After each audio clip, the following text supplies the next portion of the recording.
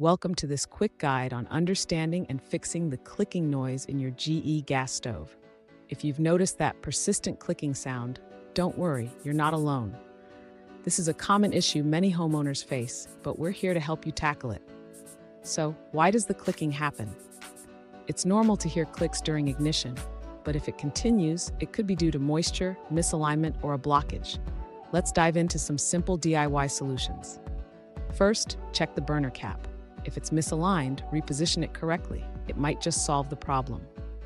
Next, if there's moisture around the igniter, simply dry it with a towel or a fan. And finally, blockages can often be cleared by gently removing debris with a paper clip.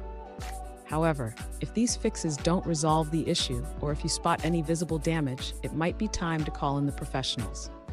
Remember, safety first. If you ever smell gas, turn off the stove immediately and contact a professional.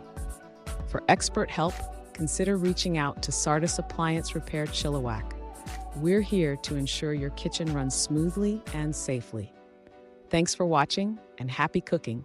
Don't forget to like and subscribe for more helpful tips and tricks. See you next time.